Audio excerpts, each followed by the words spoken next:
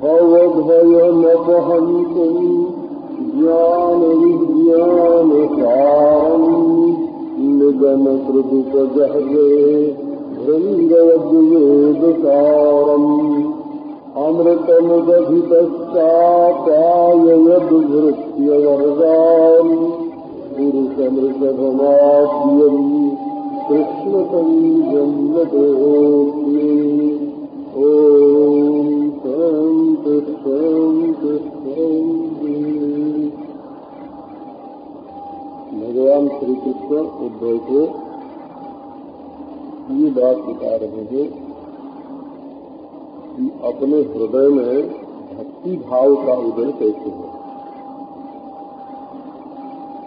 वैसे तो परमात्मा हृदय में है और अपना स्वरूप ही है, इसमें किसी का मतभेद नहीं है।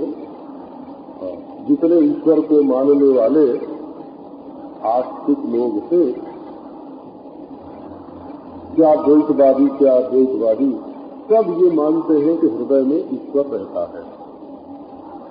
मध्व, रामानुज, विष्णु स्वामी, निम्बार, श्री वल्लभाचार्य जी महाराज सब मानते हैं हृदय में ईश्वर रहता है। और यही मानते हैं कि जिसको हम लोग मैं बोलते हैं और जिसको यह बोलते हैं, ये दोनों ईश्वर का ही स्वरूप है।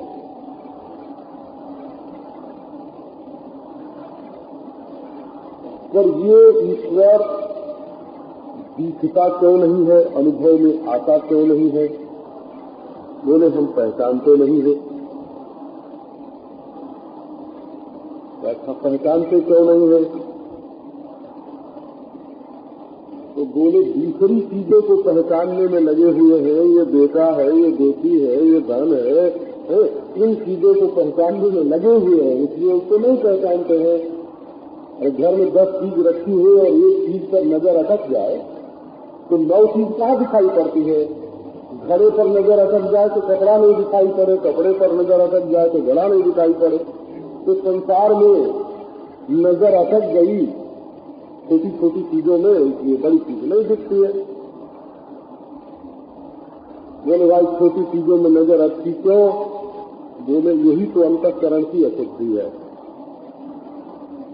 तो तब ये अशुद्धि दूर कैसे हो? तो बारंबार प्रेम से उसी परमात्मा का चिंतन करो तो ये अशुद्धि दूर हो जाए। तो ये बारंबार प्रेम से परमात्मा का चिंतन क्या है? इसी का नाम भक्ति है। बोले अब चिंतन के लिए कुछ निमित्त चाहिए है। जैसे याद दिलाने के लिए भाई ये उनकी यादगार है। और दक्षिणेश्वर में जब जाते हैं तो परमहंस रामकृष्ण जिस चारपाई पर सोते थे ना, वो चारपाई वहाँ रखी है। बोले ये क्या है? कि ये उनकी यादगार है। इसमें इस कटोरे में हमारे प्यारे दूध पिया करते थे, ये उनकी यादगार है। तो याद कराने के लिए भी कई चीजें चाहिए हैं। तो संसार में जिस चीज से ममता जोड़ी जाती है उसकी याद आती है, जिससे प्रेम होता है उसकी याद आती है, जिसके लिए काम किया जाता है उसकी याद आती है, जिसके लिए पैसे खर्च किए जाते हैं उसकी याद आती है। किसी के लिए पैसा खर्च करना शुरू करो, उसकी बारंबार याद आएगी किसके लिए कर रहे हैं। किसी के लिए रोटी बनाना शुरू करो तो देखो तुरंत याद आएगी कि किसके लिए रोटी बना रहे हैं। जिससे ममता जोड़ोगे, जिससे प्रेम करोगे, जिसकी सेवा करोगे, जिसके लिए पैसे खर्च करोगे, जिसके लिए काम करोगे, उसकी याद आएगी।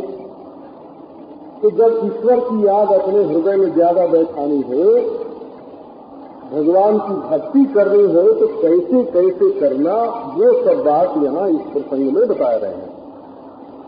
मज्जन्म कर्म कथनम मम पर्वानुमोदनम दीपतांडवादित्र गोष्ठीभिर्मद्गृहोत्सव।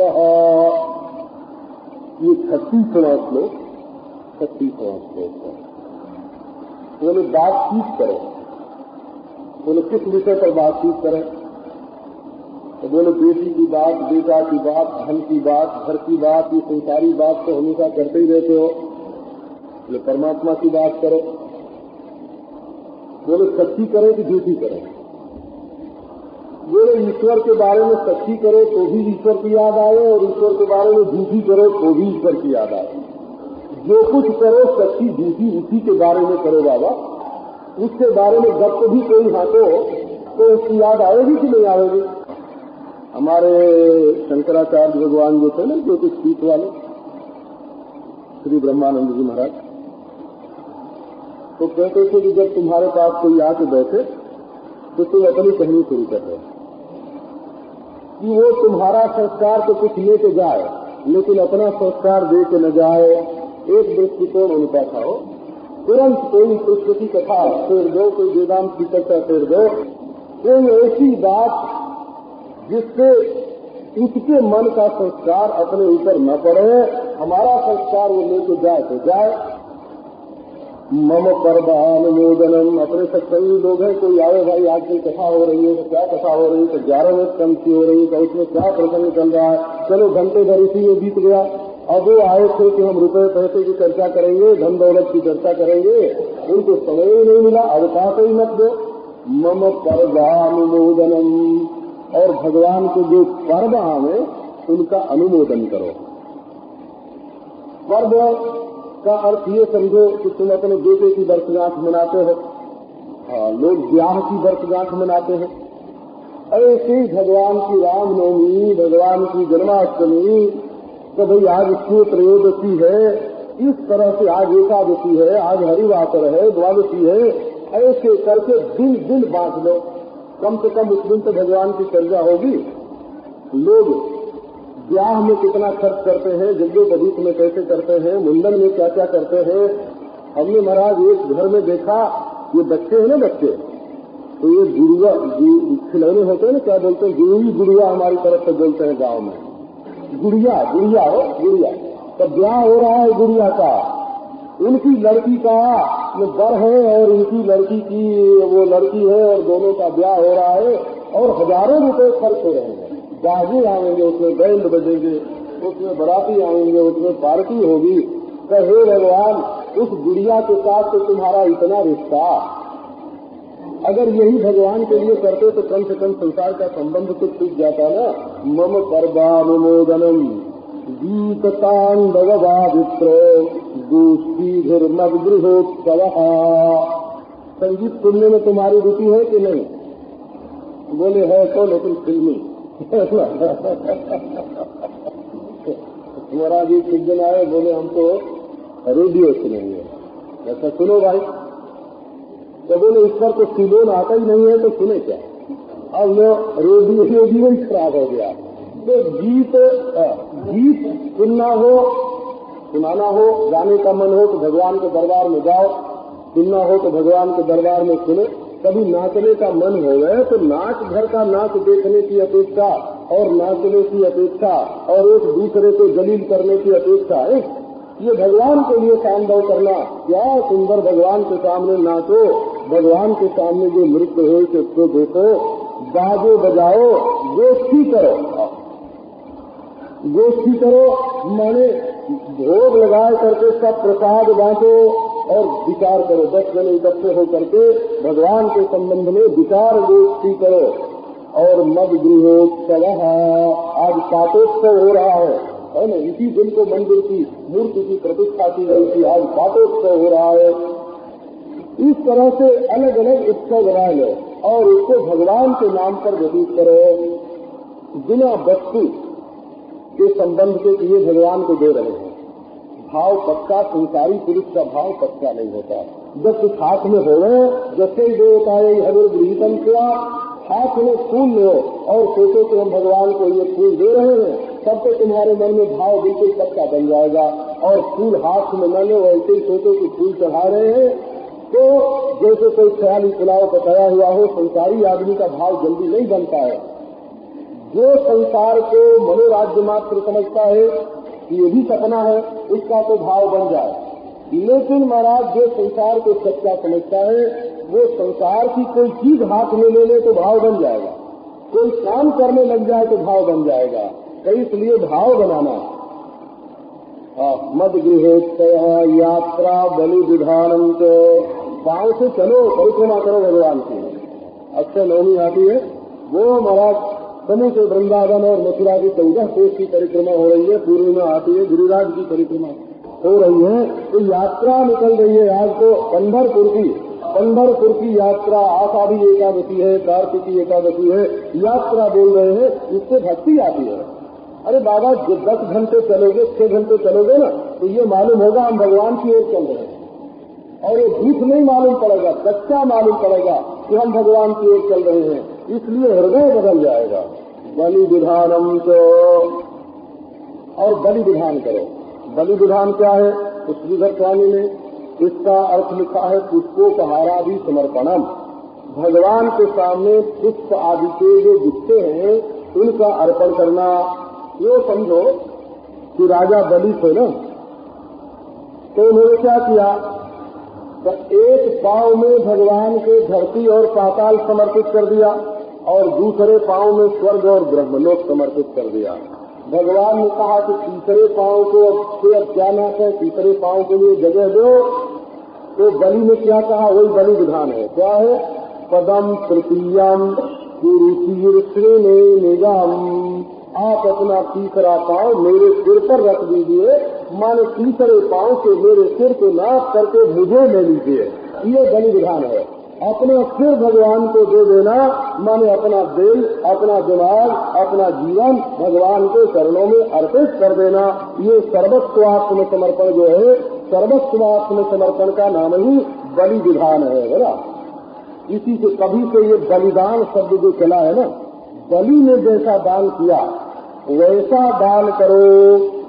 जैसे उन्होंने अपनी धन दौलत, धरती, स्वर्ग, पाताल और आखिर में अपना सिर भी, तो भगवान ने कहा देखो दिया कि नहीं दिया। बोले जरूर से बोले कि बांध दो। अगर दे दिया होगा तब तो बांधने में इससे कोई आपत्ति नहीं होगी, जिसको दे दिया तो बांधे चाहे छोड़े, और नहीं दिया होगा तो जब मैं कहूँगा कि बांधो तो आपत्ति करेगा, तो देने की परीक्षा हो जाएगी। सर्ववार्षिक पर्व की ऐसा कब करना? सब वार्षिक पर्वों पर ऐसा करना कि जिससे अभ्यास में किसी प्रकार की न्यूनता नहीं आने पाए। वैदिकी तांत्रिकी दीक्षा मदीय व्रत धारणम। वैदिक दीक्षा ग्रहण करना। वैदिक दीक्षा माने यज्ञोपवीतादि संस्कार होता है। गायत्री दीक्षा हो जाती है तो गायत्री की दीक्षा जरूर ग्रहण करना। और तांत्रिकी दीक्षा जो इस तरह से भगवान की पूजा करना, कैसे फूल चढ़ाना, कैसे चंदन लगाना, कैसे उनका श्रृंगार करना, क्रियात्मक तो अनेक प्रकार की होती है।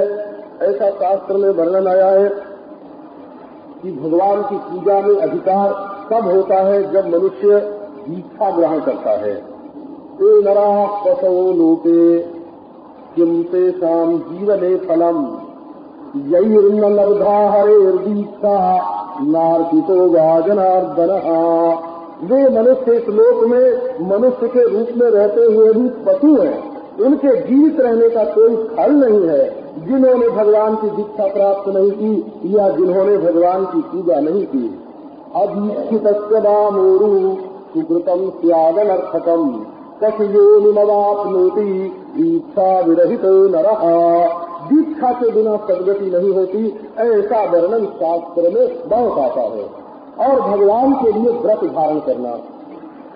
क्या अब ये चातुर्मास आ रहा है, अब इसमें एक समय भोजन करेंगे, रोज भगवान की पूजा करेंगे, रोज दर्शन करेंगे, मंगला का दर्शन करेंगे। ऐसे भगवान के लिए चातुर्मास के व्रत, एकादशी व्रत, पूर्णिमा व्रत, ये जो जीवन में व्रत आते हैं, इनका विशेष रूप से उनको धारण करना और भगवान के भजन का जो व्रत है उसके धारण करना। ममार्चा स्थापने श्रद्धा स्वतः संहत्य सोद्यमः उद्यानोपवनक्रीड पुर मंदिर कर्मणि। भगवान की मूर्ति की स्थापना में श्रद्धा होनी चाहिए। ऐसी श्लोक है। ममार्चा स्थापने श्रद्धा। भगवान की मूर्ति की स्थापना करना। जैसे पूजा हमेशा चलती रहे ऐसा उद्योग करना, एक बार मंदिर बनाना, मूर्ति की स्थापना करना, तो ये भी प्रबंध इसका कर देना जिससे भगवान की पूजा हमेशा होती रहे, श्रद्धा उसमें रखना। स्वतः संहत्यतोद्यम, यदि अकेले ऐसी व्यवस्था न सके कि हमेशा पूजा चलती रहे तो मिलजुल करके भी इस काम को करना चाहिए। उद्यानोपवना क्रीडो, भगवान के लिए फूलों का बगीचा लगाना, भगवान के लिए फलों का उपवन बनाना, भगवान के लिए क्रीड़ा का स्थान जहाँ उत्सव के दिन जा करके मैदान में भगवान विराजे ऐसा उनके लिए आक्रीड मैदान बनाना, उनके नाम पर नगर लगा देना, शहर बना देना, उनके गांव पर गांव अर्पित कर देना, उनके लिए मंदिर बना देना जिससे अपनी ममतास्पद वस्तु का उपयोग भगवान के लिए हो गए, जिससे ममता है ये मेरा है मेरा है मेरा है। सच पूछो तो मेरापन जो संसार में है वो भगवान का ये है ऐसा समझे बिना मेरापन नहीं सीखता। भक्ति से संसारी व्यक्तियों में से मेरापन सीखता है। और सांख्यवादी लोग कहते हैं कि प्रकृति पुरुष का विवेक करने से ये सब प्रकृति का खेल है। हर जनोपलेपाभ्याम शेक मंडल वर्तलई गृह शुश्रूषण महज्यम दासवद यद माया, अपने आप जाकर के मंदिर में झाड़ू लगाना, सम्मार्जन करना, लीपना हो तो अपने हाथ से लीपना, सिंचाई अपने हाथ से करना, मंडल बनाना अपने हाथ से भगवान का। जैसे कोई दास, जैसे कोई नौकर घर की सब सफाई सब सेवा करता है, ऐसे भगवान के मंदिर को घर को अपना घर समझ करके उसकी सेवा करना, अपने में बड़प्पन का भाव नहीं लेना। दासवत, शरीर को जो बड़ा बनावेगा ना, बोले हम ज्ञानी हो गए, ज्ञानी हो गए तो बोले क्या अब ये समय शरीर हमारा सबसे बड़ा हो गया। अरे भाई, ज्ञानी होने से तो शरीर छूट गया, तुम ब्रह्म हो गए और देहाभिमान गलित हो गया। देहाभिमाने गलिते विज्ञाते परमात्मनि, परमात्मा का विज्ञान हुआ, देहाभिमान गलित हुआ। अब देह को हम ज्ञानी होकर के भला ऐसा काम करें, सीताराम कहो सीताराम कहो, ये देहाभिमानी है कि ज्ञानी है? तो दास के समान काम करना, और वो भी अमाया। अमाया माने निष्कपट सरल भाव से। ये नहीं कि जब फोटो खींचने वाला आया तो लेके झाड़ू खड़े हो गए, है ना, बड़े सेवक है फोटो खिंचवा लिया, और जब करना हुआ तो कुछ नहीं, अमाया निष्कपट भाव से हृदय से सेवा करना। अमानित्वम अदम्भित्वम कृतज्ञा परिकीर्तनम अपि दीपावलोकम में लोकयुंज्यात निवेदितम। अमानित्वम, कभी मान नहीं करना। गृहस्थाश्रम में थोड़ा मान आवश्यक रहता है कि मनुष्य उसको धर्म से च्युत न करते, इसके लिए थोड़ा मान रखना। अतिमान नहीं करना, क्योंकि अतिमान जो है वो आसुरी संपत्ति है। दैवी संपत्ति में नातिमानिता, अतिमान नहीं करना। लेकिन भगवान के सामने जब जाना हो तो बिल्कुल महाराज मान का चेगा, अपने बड़प्पन का चेगा उतार करके जाना। अमानित्वम अदम्भित्वम, और दंभ नहीं करना, जाहिर नहीं करना हो। अपना जो किया हुआ धर्म है उसका ख्यापन नहीं करना। कृतज्ञा परिकीर्तनम, कहते हैं कि अपना किया हुआ धर्म जब अपने मुंह से वर्णन किया जाता है तो उसका क्षय हो जाता है। हमने ये किया, हमने ये किया, हमने ये किया। ये जाति राजा का वर्णन आता है, स्वर्ग में गए, इंद्र के आधे आसन कर बैठे। इंद्र ने पूछा कि ऐसा क्या पुण्य किया है राजा तुमने कि तुमको हमारा आधा आसन मिला? मैंने ये किया, ठीक से गए न कि ये किया, ये किया, ये किया, ये किया। अरे वर्णन करते 5 मिनट में जो पुण्य की एक लिस्ट आई तो इंद्र ने लगाया उनके गले पर हाथ और बोले गिर नीचे, बात गिर जा। बोले क्यों? का तुमने अपने मुंह से जो अपने किए हुए धर्म का वर्णन किया उससे सत्य हो गया। तो मान नहीं करना, दंभ नहीं करना, और अपने किए हुए धर्म का कीर्तन नहीं करना। और अपनी दीपावलोकन में लोकयुंज्यात निवेदिता।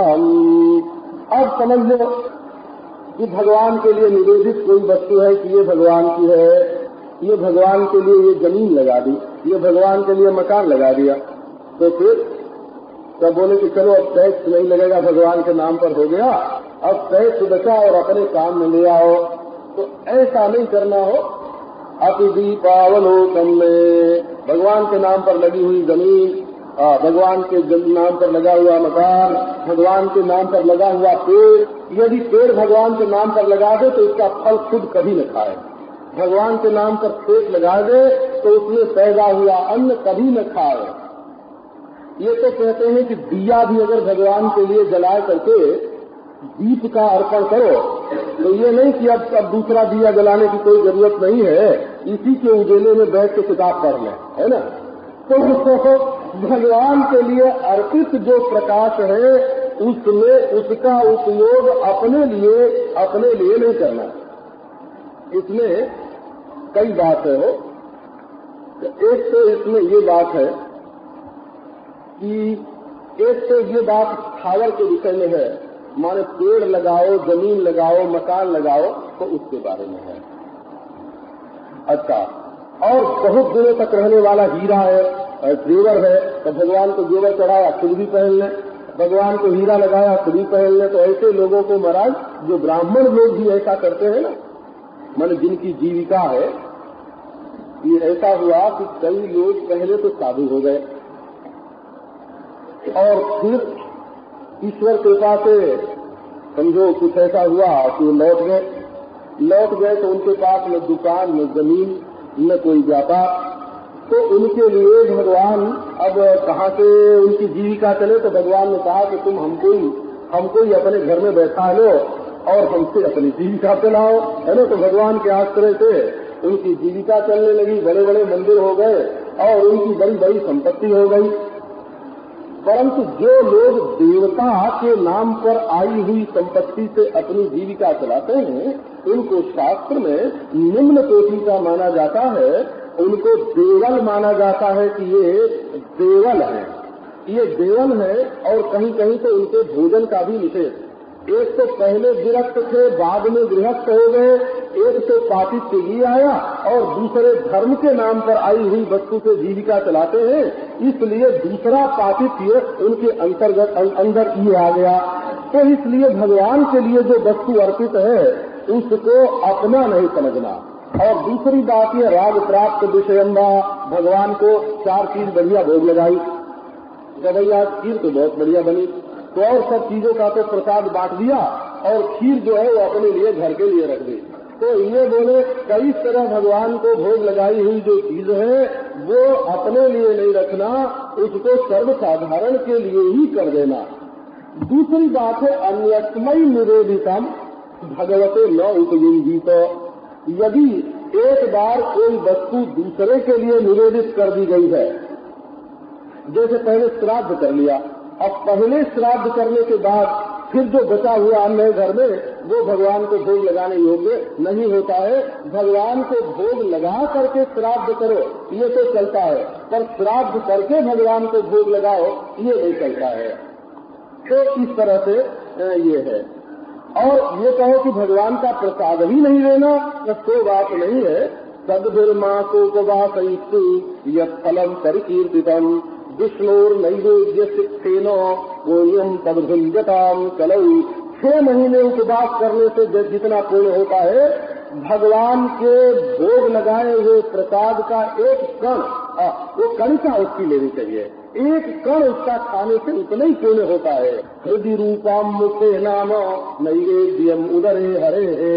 हृदय में भगवान का रूप हो, मुख में भगवान का नाम हो, पेट में भगवान का नैवेद्य हो और भगवान के चरणों का जल और उतारा हुआ फूल सिर पर हो। बोले पादोदकंठ निर्माल्यम मस्तके यज्ञ सोच्युतः, वो तो भगवान का स्वरूप हो गया। तो जद्यदुष्टतमं लोके यच्चापि प्रियमात्मनः तत्तन्निवेदयेन मह्यं तदानन्त्याय कल्पते। संसार में 2 चीज सबसे बढ़िया समझी जाती हो, लोग समझते हो कि ये चीज बहुत बढ़िया, वो इस सकल वस्तु लोक दृष्टि से जो इष्टतम श्रेष्ठ वस्तु है वो भगवान को भोग लगानी चाहिए, वो भगवान को अर्पित करनी चाहिए। और बोले लोगों की दृष्टि छोड़ो, यच्चापि प्रियमात्मनः, अपनी दृष्टि से अपने लिए जो बहुत प्यारी वस्तु हो तो भगवान को भोग लगानी चाहिए। तत्तन्निवेदयेन मह्यम तदानन्त्याय कल्पते, वो सब भगवान को निवेदन करना चाहिए, वो अनंत हो जाता है। अब बताते हैं कि भगवान की पूजा कहाँ करनी। अधिष्ठान भेद से भगवान की पूजा का भेद बताते हैं। देखो तत्व की बात ये है कि परमात्मा के सिवाय दूसरी कोई वस्तु नहीं, यह के रूप में जो मालूम पड़ता है तो भी स्वयं प्रकाश सर्वाधिष्ठान परमात्मा ही चमक रहा है। और मैं के रूप में जो मैं के रूप में सबने मालूम पड़ता है, उसके रूप में भी सर्वाधिष्ठान स्वयं प्रकाश परमात्मा ही चमक रहा है। तो ये नियम करना कि मैं के रूप में तो परमात्मा को जानो और यह के रूप में परमात्मा को नहीं जानो, ये बात साधन दशा में तो ठीक होती है, शुद्ध दशा में ठीक नहीं होती है। इसीलिए उपासकों का आग्रह है कि यह के रूप में परमात्मा को जानो, मैं के रूप में मत जानो। और अहंग्रह उपासकों का ख्याल है कि मैं के रूप में परमात्मा को जानो और यह के रूप में परमात्मा को मत जानो। ये दोनों उपासक हैं, दोनों पंथाई हैं। जो कहते हैं कि यह तो ईश्वर है और मैं नहीं है, कब वो अपने साधना के पंथ में लगे हुए हैं, साधना का पंथ है। और जो कहते हैं मैं के रूप में ईश्वर है, यह के रूप में नहीं है, तो वो भी साधना के पंथ में लगे हुए हैं। तो पंथ की दृष्टि से तो दोनों श्रेष्ठ है और हाथ जोड़ने योग्य है, नमस्कार करने से योग्य है। लेकिन तत्व की दृष्टि से जो कुछ यह है और जो कुछ मैं है तो सब परमात्मा का रूप है। इसलिए जैसे चींटी को भी ये अधिकार है और मच्छर को भी ये अधिकार है कि वो सोहम के रूप में परमात्मा का अनुभव करे, इसी तरह चींटी और मच्छर को भी ये अधिकार है कि यह के रूप में परमात्मा को समझ करके उसको हाथ जोड़े। इसलिए कहीं भी भाई अपनी दृष्टि परमात्मा पर जानी चाहिए, संसार में नहीं। तो कैसे कैसे इसकी उपासना करें, कहाँ कहाँ। तो सूर्योग्निर्ब्राह्मणो गावो वैष्णव खम्मरुज्जलम भूरात्मा सर्वभूतानि भद्र पूजा तदानिने।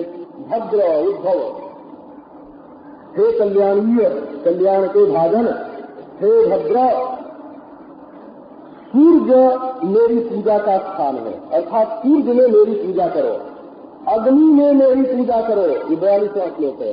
ब्राह्मण में मेरी पूजा करो, गाय में पूजा करो, वैष्णव में पूजा करो, आकाश में पूजा करो, वायु में पूजा करो, जल में पूजा करो, पृथ्वी में पूजा करो, अपने आप में मेरी पूजा करो और संपूर्ण प्राणियों में मेरी पूजा करो।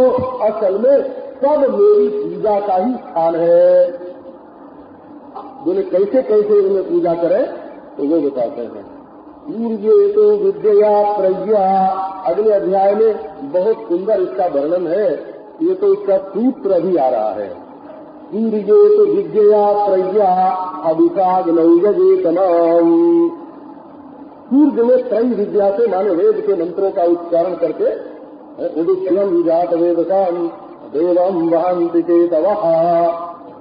सूर्य आत्मा जगत तत्व और अर्घदान करते हैं ना, सूर्य में वेद के मंत्रों का उच्चारण करके सूर्य को अर्घ देके उसमें परमात्मा का ही पूजन करना त्रय विद्या के द्वारा। हविषाग्नौयजेतनाम, और अग्नि में का हविष्य बढ़िया बढ़िया वस्तु अग्नि में डाल करके अग्नये स्वाहा इदम अग्नये न ममा, ये अग्नि को स्वाहा करते हैं। अग्नि रूपधारी जो परमात्मा है उसको देते हैं। ये आहुति अग्नि देवता के लिए है, मेरे लिए नहीं है। मैंने अपना संबंध इससे तोड़ लिया। आतिथ्य न सुवित्राग्रे, ब्राह्मण आवे खूब आतिथ्य करो। काल तो हमारे घर ब्राह्मण के रूप में स्वयं भगवान ही पधारे हैं। गो सुरंग जलसादिना, गाय आवे बोले गाय का भगवान का खूब हरी हरी घास खिलाओ। अपने को बिगाड़ो मत भाई, ये मत समझो कि ये परमात्मा नहीं, ये परमात्मा नहीं, ये परमात्मा नहीं। तो अपने चित्त को मत बिगाड़ो, इसमें भी परमात्मा, इसमें भी परमात्मा, इसमें भी परमात्मा। ऐसे अपने हृदय को सद्भाव से पूर्ण करो, अपने हृदय को द्वेष से मत परिपूर्ण करो। वैष्णवे बंधु सत्कृत्या, वैष्णव आ जाए कोई घर में तो कहो हमारा भाई आ गया, ये परदेश गया हुआ भाई बहुत दिनों के बाद आया है। जैसे भाई का सत्कार करते हैं और उसके गले लगो, है ना, उसका आदर करो, उसको उल्टे बैठाओ। हृदय ध्यान निश्चया, बोले आकाश में कैसे भगवान की पूजा करें? बोले हृदय खेत है, आकाश दो तरह का है, एक शरीर के भीतर और एक बाहर। तो हृदय आकाश में ध्यान करो, ये भगवान बैठे हुए, आंख बंद की और ध्यान किया, ये भगवान बैठे हुए हैं। और बाहर खुली आंख से देखो, ये भगवान बैठे हुए हैं। हृदय में ध्यान करते हैं तो जरा अपने शरीर से भगवान लगते हो, तो कैसे कि जिधर को हमारा मुंह है उधर को ही भगवान भी मुंह करके बैठे हुए। हृदय में देखो, हम जैसे पश्चिम मुंह से बैठे हैं तो हमारे हृदय में भी पश्चिम मुंह से भगवान बैठे हुए हैं। जैसे हमारा हाथ, जैसे हमारी पीठ, जैसे हमारा पेट, ऐसे ही वो भी भीतर को बैठे हुए हैं। तो उसमें मैं पना जल्दी जुड़ जाता है। और सामने भगवान का ध्यान करना हो, आकाश में है तो हमारी ओर मुंह करके बैठे हुए हैं, तो मालूम पड़ेगा ये भगवान बैठे हुए हैं। इसलिए दोनों तरह से ध्यान किया जाता है। बोले दोनों कहाँ है? तो दोनों मन में है। भीतर जो देख रहे हो तो भी मन में, भीतर नहीं मन में है। शरीर के देह के भीतर नहीं है, मन में है। तो बाहर जो देख रहे हैं, 1.25 हाथ दूर, 1.25 हाथ ऊपर, 1.25 हाथ के भगवान, हाथ में बांसुरी लिए टेढ़े मेढ़े मंद मंद मुस्कुराते हुए इधर से उधर, उधर से इधर हो रहे, पीताम्बर फहरा रहा, आंखें नाच रही। तो ये क्या है? बोले ये भी मन में ही दिख रहे हैं, क्या भीतर दिख रहे हैं, क्या वो भी मन में ही दिख रहे हैं। तो ये पूजा की पद्धति है। हृदय से ध्यान निश्चया वायु मुख्य धिया तो ये द्रव्य तो यपुरकृत ही। ये जो वायु चल रही है ये क्या? तो वायु चल रहे हो प्रत्यक्षम ब्रह्मासी, हे वायु देव तुम प्रत्यक्ष ब्रह्म हो। तो इसका कैसे इसकी उपासना करना? बोले मुख्य दिया। मुख्य दिया माने प्राण विद्या। ये जो वायु चल रही है संसार में, ये हमारी सांस ही है, हमारी सांस से जुड़ा नहीं है। कोई अपनी सांस को और हवा को अलग अलग कर सकता है? बोले ये संपूर्ण विश्व सृष्टि में चलने वाली वायु मेरा प्राण है। देखो ना तुम कितने कहाँ पहुंच गए, ये प्राण है।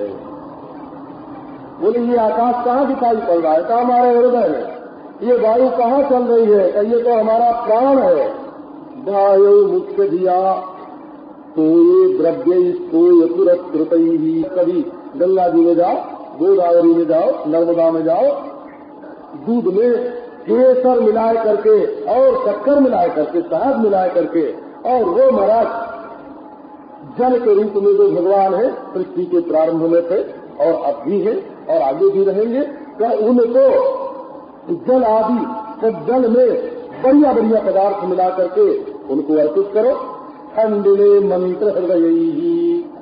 पृथ्वी में पृथ्वी की देवी बनाओ, पिंड बनाओ, और उसमें लकड़ी इकट्ठी करो और उसमें साकल्य ले करके, घृत ले करके स्वाहा स्वाहा स्वाहा उसमें न्यास करो और हवन करो। भोगैरात्मानमात्मनि। बोले अपने में भगवान की पूजा कैसे करना? अपने को सताना नहीं है। इसको भगवान कहते हैं कि पूजा नहीं है ये। कर्षयंत शरीरस्थम भूतग्राम मतेतः मां चैवांत शरीरस्थम तान विद्यासुर निश्चयामि। बोले सबके शरीर में मैं बैठा हुआ हूँ। जब आदमी अपने को सताने लगता है तो उनके शरीर में बैठा हुआ मैं भी दुख पाता हूँ। बस लोही को आंच लगेगी तो उसमें जो पानी है उसको आंच लगेगी कि नहीं? और आंच पानी को आंच लगेगी तो उसमें जो चावल है उसको आंच लगेगी कि नहीं? तो इसलिए अपने को बहुत दुख देने से भी वो दुख परमात्मा तक पहुंचता है। तो ठीक कपड़ा देना अपने को, ठीक भोजन देना, ठीक सुलाना, भोगैरात्मानमात्मनि। अपने में भगवान की पूजा कैसे करना? का अपने शरीर के लिए जो आवश्यक भोग है वो जरूर जरूर देना। अपने को सता करके भगवान की पूजा नहीं करना। जैसे वैष्णव में को भोजन कराओगे तो भगवान तृप्त होंगे, वैष्णव के हृदय में भगवान है ना। ब्राह्मण को भोजन कराओगे तो भगवान तृप्त होंगे क्योंकि ब्राह्मण के हृदय में भगवान है। गाय को भोजन कराओगे तो भगवान तृप्त होंगे क्योंकि गाय के हृदय में भगवान है। तो तुमने कौन सा अपराध किया है? क्या तुम्हारे हृदय में भगवान नहीं है? तो अपने को भी भोजन कराओगे तो भगवान तृप्त होंगे। लेकिन ये दृष्टि रखना कि हमारे हृदय में बैठ करके भगवान भोजन कर रहे हैं, अपने को आगे मत करना, भगवान को आगे कर लेना। भोगैरात्मानमात्मनि क्षेत्रज्ञम सर्वभूतेषु समत्वेनो यजेतमाम। अब सब में भोजन कैसे करना?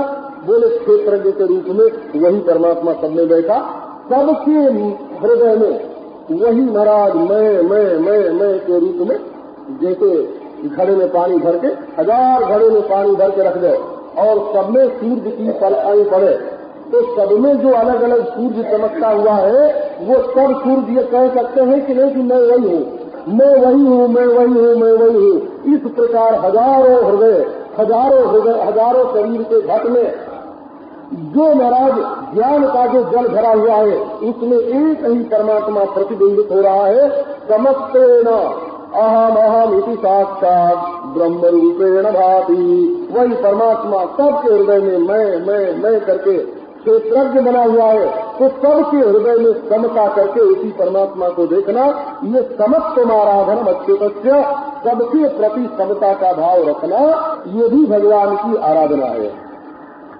धिक्ले स्मृतिमद रूपम शंख चक्र गदाम युगैः युक्तम चतुर्भुजं शांतम ध्यायन् नरते समाहितः। सर्वाधिष्ठान में भगवान के किस स्वरूप को देखना? एक धिक्लेषु, इन सब स्थानों में, सब अधिष्ठानों में भगवान के रूप को देखना। कौन सा रूप? बोले शंख चक्र गदाम युगैः युक्तम चतुर्भुजं शांतम ध्यायन् अर्थे समाहितः। यह शंख चक्र गदाम्बुज रूप का अर्थ है अपने इष्टदेव का रूप। जो तुम्हारा इष्टदेव हो उसका रूप सब में देखना।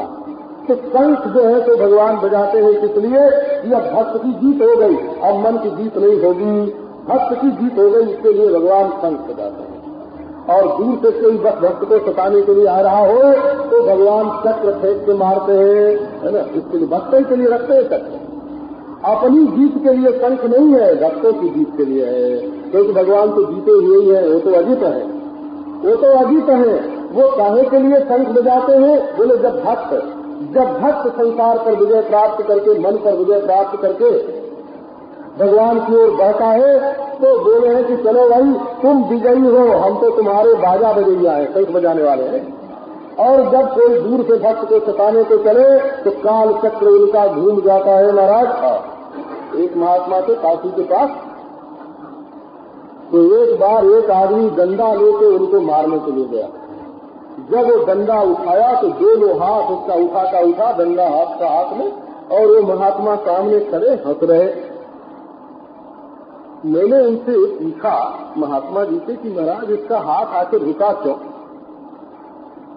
तो बोले कि भैया मैं नहीं जानता, मैंने अपने मन में ये संकल्प नहीं किया कि इसका हाथ रुक जाए और उसका डंडा न चले, ये तो मैंने नहीं सोचा। बोले महाराज आपने सोचा नहीं और वो मारना चाहता था तो रुक करके गया।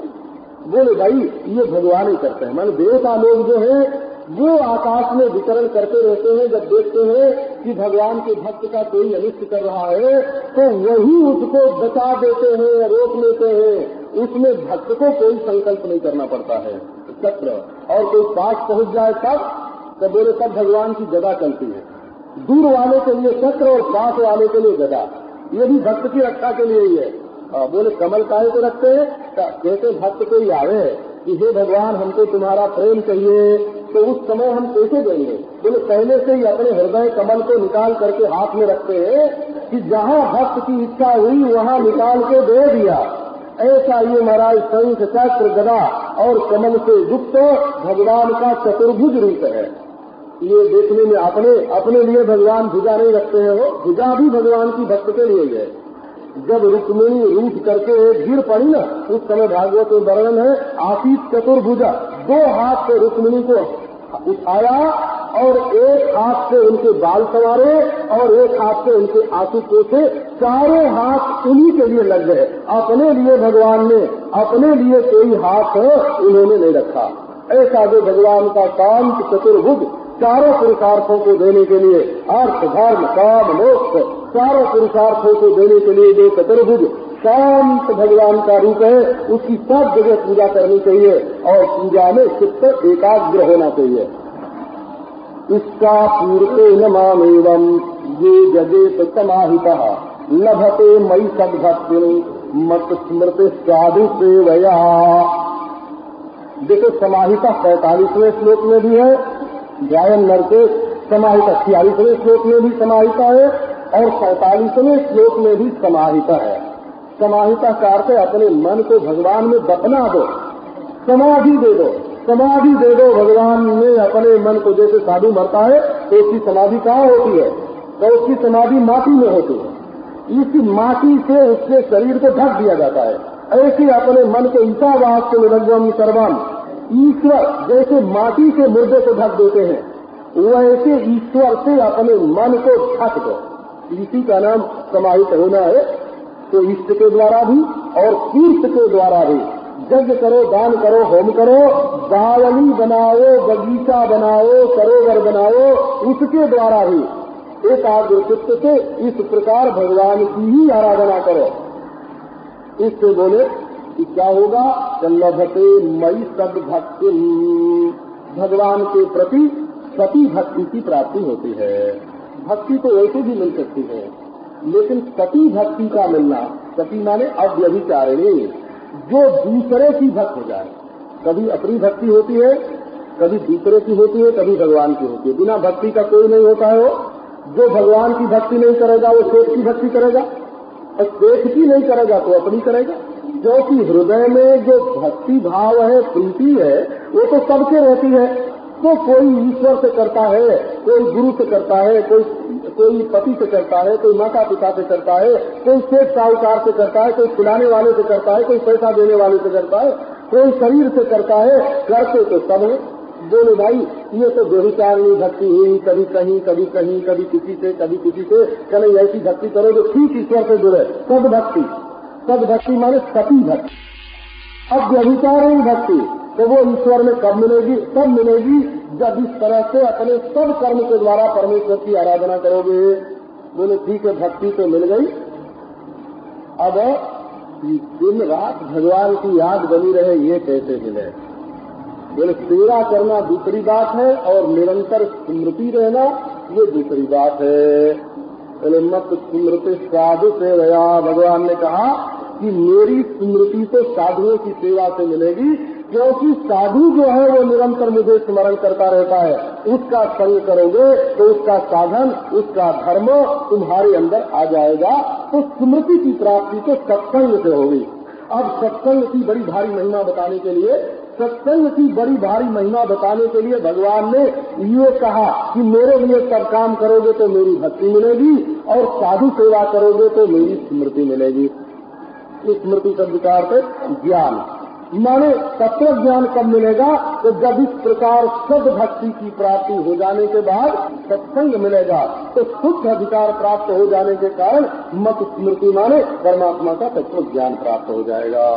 प्रायेण भक्ति योगिनो सत्संगेन विनोद्भव, लोकायो विद्यते सद्रियं प्रायणम ही सतामहम। भगवान कहते हैं कि हे उद्धव, प्राय भक्ति योग और सत्संग के बिना दूसरा कोई उपाय मेरी प्राप्ति का सृष्टि में नहीं है। भगवान की भक्ति करो और सत्संग करो। एक 30-35 बरस के सत्संगी राजा हैं, वो 30-35 बरस से वो सत्संग करते हैं, बड़े सादे स्वभाव के, धरती में भी बैठे। वो तो पुराने तो राजा थे, अब तो समझो कि राजगद्दी कही गई। अब तो मुझे ये भी नहीं मालूम है कि इस समय वो जिंदा है कि मर गए। तो एक बार भरी सभा में उनसे लोगों ने पूछा कि आप 30-35 बरस से सत्संग और भजन करते हैं, आपका अनुभव क्या है, मनुष्य को क्या करना चाहिए? बोले कि ईश्वर का मिलना, ईश्वर का ज्ञान, ब्रह्म ज्ञान, ये तो सबका फल है, लेकिन मनुष्य को जो करना चाहिए उसके बारे में मेरा ये अनुभव है कि 2 काम कभी नहीं छोड़ना चाहिए। एक तो जप नहीं छोड़ना चाहिए, भगवान के नाम का जप मनुष्य को कभी नहीं छोड़ना चाहिए, और दूसरा सत्संग नहीं छोड़ना चाहिए। यदि सत्संग होता रहेगा तो भजन में रुचि बढ़ेगी, और भजन होता रहेगा तो सत्संग को समझने की शक्ति मिलेगी। भजन से सत्संग पुष्ट होगा और सत्संग से भजन पुष्ट होगा, और दोनों के द्वारा जैसे 2 पांच से आदमी ईश्वर की कहीं बढ़ के जाता है उड़ के, वैसे मनुष्य चलता है। तो भजन और सत्संग 2 काम हमेशा करना चाहिए। तो प्रायण भक्ति योगेन सत्संगेन विनोद्भव। उद्धव 2 बात छोड़ करके संसारी चर्चा छोड़ो, इसमें कुछ नहीं रखा हुआ है। गुप्त से गुप्त बात ये है कि संसारी चर्चा ज्यादा मत करो, ईश्वर की चर्चा करो। आरूढ़ गोपी निपात्यतेधा संगेन, जो योग के सिरे पर पहुंच गया है वो भी यदि संसारी लोगों का संग करेगा और संसारी चर्चा करेगा तो उसको भी, अगर उसकी मुक्ति में प्रतिबंध नहीं होगा तो भी दृश्य दुख की प्राप्ति तो होगी ही। संसार में तो उसको चिंता फिकर दुख उसको मिलेगा ही। इसलिए भजन और सत्संग 2 बात नहीं छोड़ना, इसके सिवाय दूसरा कोई उपाय नहीं है। बोले महाराज सत्संग में ऐसी क्या विशेषता है? बोले लोपायो विद्यते सभ्रंग उपाया। सभ्रंग माने समीचीन, श्रेष्ठ से श्रेष्ठ, उत्तम से उत्तम उपाय यही 2 हैं। क्योंकि प्रायणम ही सतामहम, सत्पुरुष लोग जो हैं उनका आश्रय, उनका प्रायण माने उनके रहने का श्रेष्ठ मकान। अयन माने मकान और प्रायण माने श्रेष्ठ मकान। संत लोग झोपड़ी में नहीं रहते हैं, कुटिया में नहीं रहते हैं, मकान में नहीं रहते हैं, माल में नहीं रहते हैं। उनके रहने का जो घर है वो भगवान है। तो जब तुम सत्संग करोगे तो कभी न कभी उनके साथ वो कहेंगे, आओ भाई आज हमारी कुटिया तक, आज हमारे घर तक तुम भी चले चलो, है ना, चल के हमारा घर तो देख के आओ। और अपना घर दिखाने के लिए जब ले जाएंगे तब तो तुम्हें भगवान ही मिलेंगे।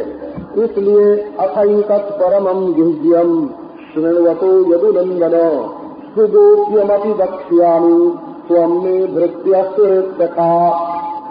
इसलिए हे यदुनंदन, हे उद्धव, ये तुम तो सुनने के लिए बैठे हो और मैं तुम्हें ये परम गुह्य बात, अत्यंत गोपनीय बात, सुगोप्यमपि, गुप्त से गुप्त जो बात है वो अब मैं तुमको कह करके सुनाऊंगा। क्योंकि तुम मेरे भृत्य हो, सुहृद हो, सखा हो। भृत्य हो माने सेवक हो, सुहृद हो माने भलाई चाहने वाले हो, और सखा हो माने हम लोगों का जीवन मरण साथ साथ है। सम प्राणा सखा स्मृता, हम तुम एक पिंड के सखा, हम तुम दोनों एक पिंड के सखा है। सखा में प्राण की समता है, सुहृद में हित है और भृत्य में सेवा है। माने तुम हमारी सेवा करते हो, हित चाहते हो और हमारा जीवन मरण एक साथ है। इसलिए गुप्त से गुप्त बात भी अब मैं तुमको बताता हूँ, छिपा के कुछ नहीं रखूंगा। ये 11वां अध्याय पूरा हुआ। अब 12वां अध्याय प्रारंभ करते हैं। श्री भगवान वाच न रोधयति माम योगो न सांख्यम धर्मैव च न स्वाध्याय तपस्यागो निष्ठापूर्तम न दक्षिणा व्रतानि यज्ञस्कन्दांसि तीर्थानि नियमा यमाः यथा वरुन्धे सत्संगः गर्भसंगापहो हिमाम्। ये गुप्त बात है। गुप्त बात यही है कि हो तो खुली चौड़े में होए, लेकिन लोग पहचानते न हो। गुप्त बात तो यही है। एक बार मैं मारवाड़ में था, एक शहर में, तो महाराज एक खेत के घर में गया तो दरवाजे के बाहर खुले में हो 50 पेटियां पड़ी हुई थी। तो और घर में खूब ताला लगा है, तिजोरियां रखी हुई है। हमारे बड़े प्रेमी सेठ थे। मैंने कहा, भाई तुम लोग इतने संपत्ति वाले होते हो, तुमको चोर का डाकू का डर नहीं लगता है? तो बोले कि महाराज सारी संपत्ति ये जो बाहर पेटी पड़ी है इनमें हमारी सारी संपत्ति है, और ये जो ताला है, जो तिजोरी है, और ये जो पहरेदार है, ये सब झूठा है। सारी संपत्ति हमारी ये बाहर जो लकड़ी की पेटियां पड़ी है इसमें सब चांदी की सिल्लियां हैं और बाहर पड़ी है। किसी चोर डाकू को क्या ख्याल हो सकता है कि इसमें चांदी पड़ी है? ये बात तो महाराज अब गुप्त है, वो खुले में है लेकिन गुप्त है। जिसको मालूम है उसी को मालूम है। इसी प्रकार ये जो भगवान की गुप्त बात है, ये है तो चौड़े में बिल्कुल खुली हुई है महाराज, लेकिन जो जाने तो जाने। तो वो क्या है? न रोधयति माम योगो। बोले योग में ये शक्ति नहीं है कि हमको बस में कर ले कैद में करने की शक्ति। रोध है माने अवरोध करना हो। सद्यो हृदय वरुध्यते प्रकृति भी सुश्रुति तत्क्षणात्। बोले योग तो जीव के प्रयत्न से होता है ना। जीव के प्रयत्न से होने वाला जो योग, वो जीव कहीं अपनी ताकत से, अपनी शक्ति से, अपने प्रयत्न से ईश्वर को अपने काबू में कर लेगा। तो राम कहो न रोधयति माम योगो न सांख्यम। का विचार की बुद्धि की गति है क्या? बुद्धि वहां तक नहीं पहुंची। खुशिया कोई चाहे कि हम परमात्मा का पता लगा करके और फिर उसको तकलीफ दें, नहीं दे सकता। न सांख्यम धर्म एवं। और कहो कि भाई हम धर्म के बल पर पहुंच जाएंगे, तो धर्म के बल पर स्वर्ग में जा सकते हो, धर्म के बल पर, निष्काम धर्म के बल पर ब्रह्मलोक में जा सकते हो। लेकिन धर्म तो वाहन बनाए के विमान बन करके तुमको कहीं ले मिलेगा।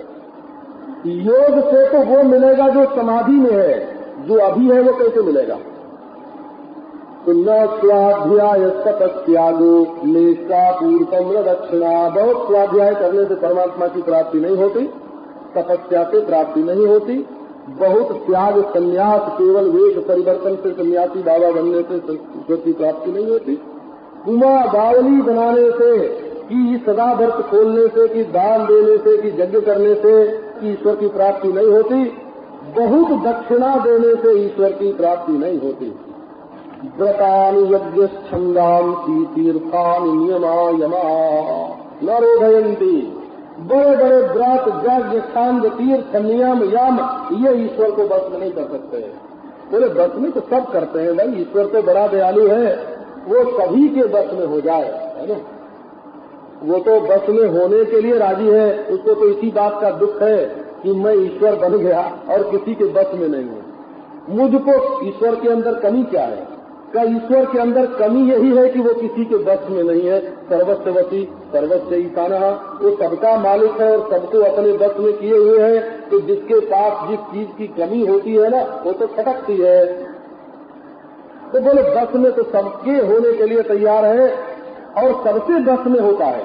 जल से, नियम से, तीर्थ से, छंद से, यज्ञ से, व्रत से, स्वाध्याय से, तप से, त्याग से, सबसे ईश्वर बस में होता है। लेकिन बोले जथा ही सत्संगः माम अवरुंधे तथा अन्य न। मैं सत्संग से जैसा बस में होता हूँ, सत्संग जैसा मुझे अपने बस में कर लेता है। सत्संग माने संत के प्रति जो प्रीति है, वो मुझे जितना बस में कर लेती है, उतना दूसरी कोई चीज प्रीति नहीं करती है। ये पुराण में एक कथा आती है, एक सज्जन बारंबार शंकर भगवान का दर्शन करने जाते हैं ना, नहीं होता, दरवाजा बंद। एक बार, 2 बार, 10 बार शंकर जी का दर्शन नहीं हुआ। तो एक बार एक भक्त मिल गया। उसने कहा भाई क्या परेशानी तुमको? क्या परेशानी है कि शंकर जी का दर्शन नहीं होता?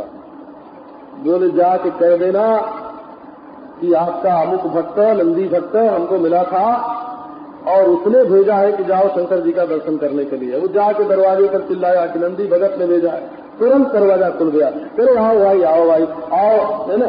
मैंने तुमको स्वीकार नहीं किया, है ना, ये बात दूसरी थी, पर जब मेरे भक्त ने तुमको स्वीकार कर लिया तो अब तो हमको स्वीकार करना ही पड़ेगा। और मैंने सिंधियों में एक कथा सुनी थी। हमारे सिंधी सत्संगी बहुत है ना उत्तर वृंदावन, तो उनके यहाँ चर्चा होती रहती है।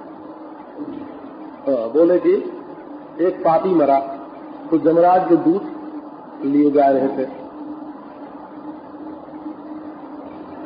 तो संत की दृष्टि पड़ी, माला फेरते फेरते दृष्टि पड़ी कि जमराज के दूत किसी पापी को लिए जा रहे हैं।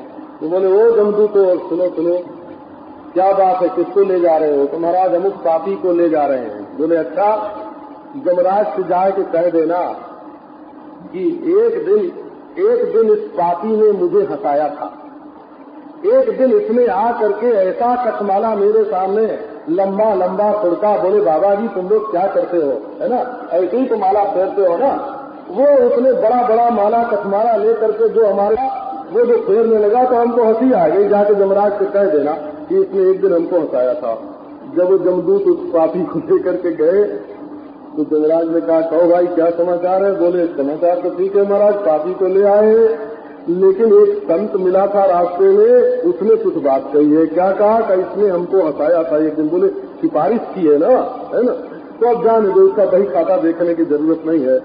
इसका बही खाता मत देखो, जब उन्होंने सिफारिश कर दी, और जब उन्होंने सिफारिश कर दी तब क्या बही खाता देखना। अब भेज दो इसको, स्वर्ग में भेजो, अभी हमारे लोक में नहीं रहेगा। तो यथा वरुंधे सत्संगहा सर्वसंगापहो हिमाम। बोले भाई सत्संग की इतनी महिमा क्यों है? तो सत्संग की इतनी महिमा, सत्संग की इतनी महिमा ये है कि ये सर्वसंगापहा, ये संपूर्ण संगों को मिटाने वाला है। संसार में जहाँ जहाँ आसक्ति होगी उसको ये सत्संग मिटाता है। नहीं तो आदमी के मन में बस यही बना रहता है, ये बुराई है, ये बुराई है, ये बुराई। जिस बुराई को दूसरे में नहीं देखना चाहते उसको खुद याद कर करके अपने हृदय में बैठा लेते हैं महाराज कि आ करके हे बुराई, हे बैल आ तू मुझे मार, आ मेरे हृदय में बस। इससे बढ़ करके मनुष्य की पतित अवस्था और कोई नहीं हो सकती कि उसको संसार का दोष ही दोष दिखे और संसार में जो भरा हुआ ईश्वर है, सच्चिदानंद घन पर ब्रह्म परमात्मा, उसका दर्शन न हो, वो न दिखाई पड़े और संसार में मनुष्य को दोष ही दोष दिखाई पड़े। तो सत्संग का अभिप्राय ये है कि अपने हृदय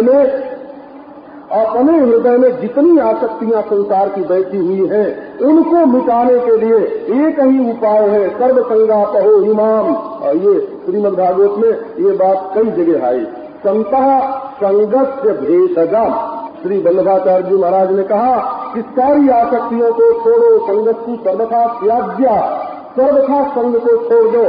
सर्व त्यक्तुम न शक्यते, यदि सब नहीं छोड़ सकते हो तो सभी स्वकर्तव्य, तब संतों के साथ संग करो, क्योंकि संतः संगस्य भेषजम। संग रूप रोग की अगर कोई दवा है, संसार में आसक्ति रूप रोग की कोई दवा है तो केवल सत्संग है। सत्संग के सिवाय उसकी और कोई दवा नहीं है। सत्संगे नहीं वैतेया या उधाना मृगा खगा गंधर्वा सरसो नागा सिद्धाचारण विद्युता विद्याधरा मनुष्येषु वैश्या शीघ्रा स्त्रियोनिकजा रजस्तमः प्रकृतयः तस्मिन् तस्मिन् युगे नघ बहवो मत्पदं प्राप्ता स्वास्वकाया भवादयः वृषपर्वा बलिर्बाणो मयस्याथ विभीषणः सुग्रीवो हनुमान ऋक्षो गजो गृद्धो वनिपथः व्याधा कुब्जा ब्रजो गोप्यो यज्ञ पत्न्यस्तथा परे सेनाधीतस्मृतिगणा लोकाशित महत्तमाः अव्रता तप्ततपसः सत्संगान् मामुपागताः। राक्षस, मृग, खग, गंधर्व, अप्सरा, नाग, सिद्ध, चारण, गुज्जक, विद्याधर, मनुष्यों में वैश्य, शूद्र, स्त्रियां, अंत्यज, रजोगुणी तमोगुणी प्रकृति के जो लोग हैं, उन युगों में माने कलयुग, द्वापर, त्रेता, सतयुग, सब में बहुतों को मेरे पद की प्राप्ति हुई है। वृत्रासुर मुझे प्राप्त का, कयाधु का बेटा प्रहलाद मुझे प्राप्त हुआ। वृषपर्वा, बलि, बाण, मयासुर, विभीषण, सुग्रीव, हनुमान, जाम्बवान, भालू, गजेंद्र, गीध और गणित पथ, व्याघ वो व्यापारी, तुलाधार वैश्य, व्याघ, कुब्जा, ब्रज की गोपियां और यज्ञ पत्नियां। उन्होंने कोई वेद थोड़ी पढ़ा था।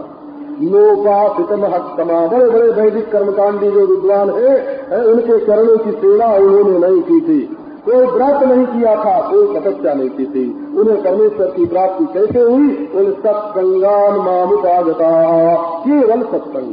सत्संग उसको कहते हैं, श्रीमद् भागवत में बताया है कि सत्संग उसको कहते हैं जहाँ जत्र मृक्षा कथा नित्यम, जहाँ भगवान की मीठी मीठी कथा रोग होवे, श्रीमंती कथयंती को लोग सुने और कहें। बस संसार की कथा न हो, संसार की कथा न हो जाओ।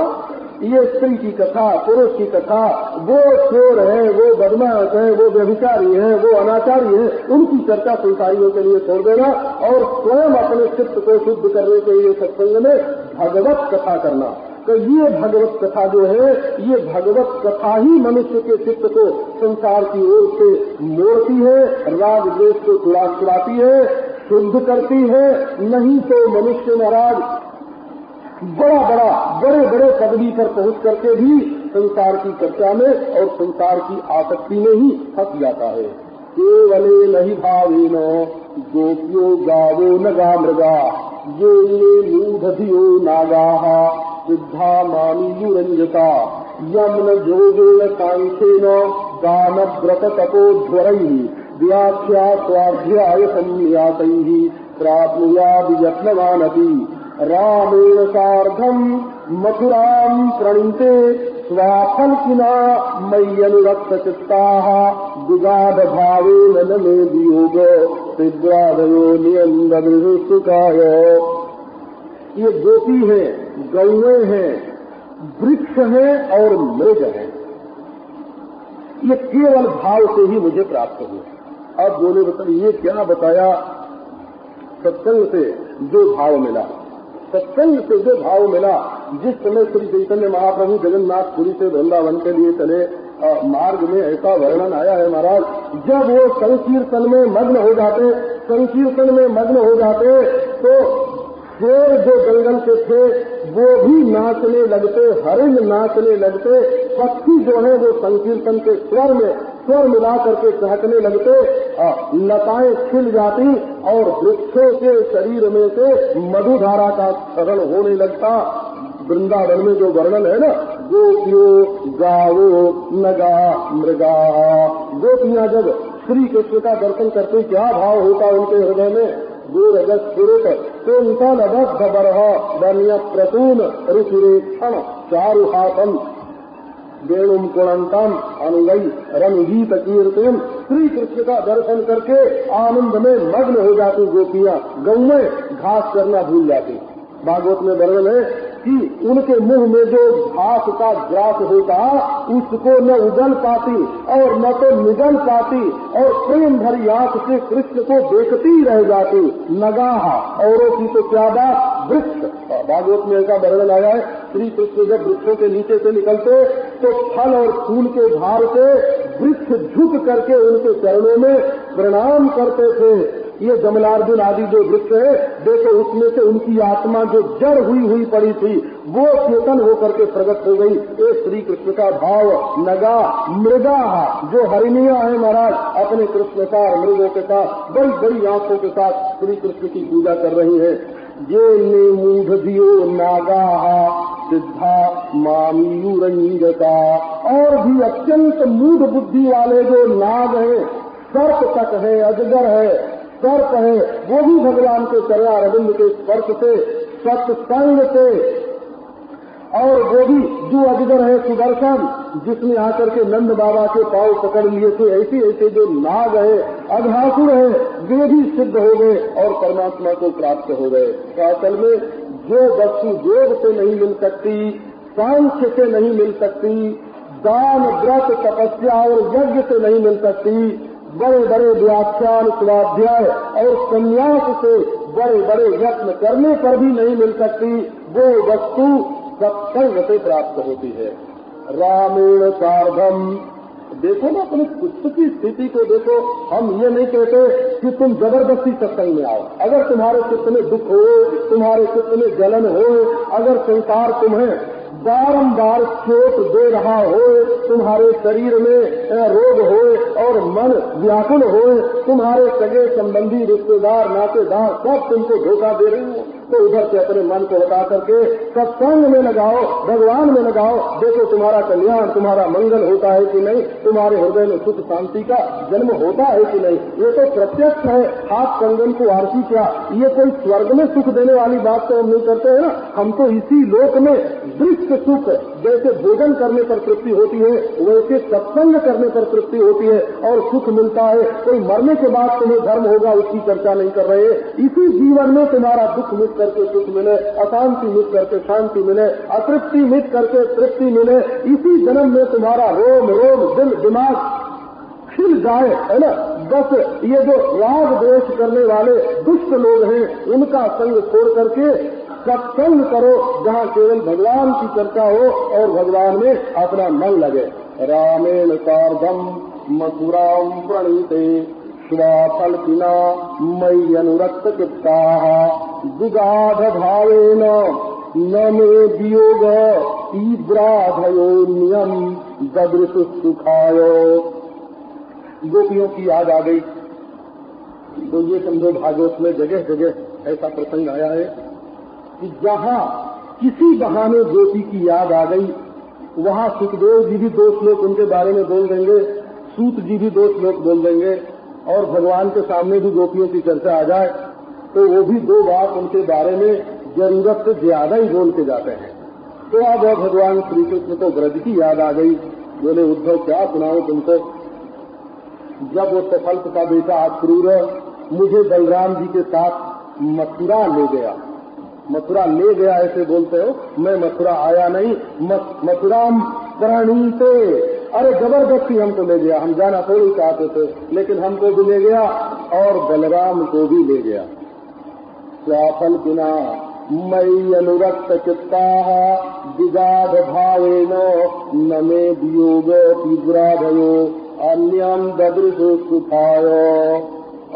मुझ में अनुरक्त है चित्त जिनका।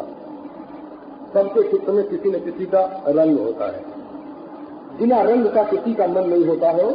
आंख बंद करके देखो तो तुम्हारे मन में कोई न कोई आदमी आ जाएगा, कोई न कोई शकल आ जाएगी, कोई धन आ जाएगा, भोग आ जाएगा, वस्तु आ जाएगी।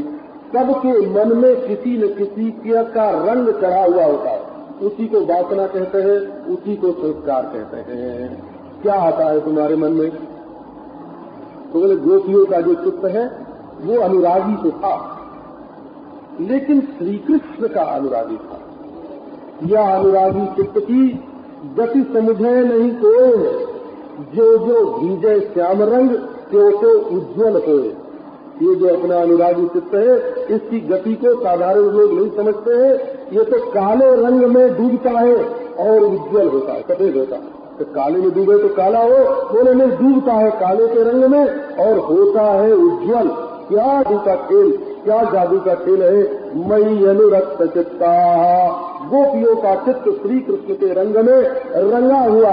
उनकी आगे कृष्ण, पीछे कृष्ण, बाएं कृष्ण, दाएं कृष्ण, ऊपर कृष्ण, नीचे कृष्ण, ऐसा चित्त रंगा हुआ कि कृष्ण को अपने हृदय से निकालने के लिए गोपी प्राणायाम कर रही। तो क्यों घर का काम नहीं होता, कैसे करें? बोले हटाओ कृष्ण को अपने मन से, सब घर का थोड़ा काम कर ले। विगाढ भावेन न मे वियोग तीव्राधयोन्यम। विगाढ भावेन, उनका भाव ऐसा अवगाहन कर गया। विगाढ माने डूब गया हो, अवगाढ़ हो गया। जैसे नदी में कोई डुबकी लगावे तो ऊपर नीचे सब और नदी का जल, वैसे उनका भाव ऐसा कृष्ण में डूब गया कि सब और उन्हें कृष्ण ही कृष्ण। और जब ले गए अक्रूर तब वियोग की तीव्र चिंता से अब उनको ये आशा नहीं रही कि और किसी से हमको सुख मिलेगा। तास्ता क्षपा प्रेक्षतमेन मीता मयैव वृंदावन गोचरेण क्षणार्थ वृत्ता पुनरंगतासाम हीना मया कल्पतमा बभूवुः। अब गोपियों के जीवन में 2 बात प्रकट हुई। एक तो उन रात्रियों को देखो जब मुझ अपने परम प्रियतम के साथ वृंदावन में जब मैं प्रगट रूप से रहता था उनकी आंखों के सामने, तब उन्होंने वे रात्रियां व्यतीत की थी मेरे साथ रास करते हुए, विहार करते हुए, हंसते खेलते नाचते हुए। और रात कैसे बीतती थी जैसे आधा क्षण, वही गोपियां, वही वृंदावन, वही रात। लेकिन मेरे बिना उन गोपियों की क्या दशा हुई? हीना मया कल्पतमा बभूवुः। मेरे बिना उनके लिए वे रात्रियां कल्प के समान हो गई। जो रात आधी क्षण के समान बीती थी वही रात कल्प के समान। तो क्यों? तो बोले वृंदावन वही, गोपी वही, रात वही, ये फर्क क्यों पड़ गया? तो ये फर्क क्यों पड़ गया कि मैं उनके सामने नहीं था, मेरे साथ उनके लिए एक रात आधे क्षण के बराबर और मेरे बिना उनके लिए एक रात कल्प के बराबर। तानादिदं मयि अनुसंगबद्ध धियः स्वमात्मानमवस्थितम् यथा समाधौ मुनयो गीतो ये नद्यः प्रविष्टा इव नाम रूपे। योगियों की जो दशा समाधि में होती है वही दशा उनकी प्रेम में हो गई। मयि अनुसंगबद्ध धियः, तन्मयता ही तो होती है।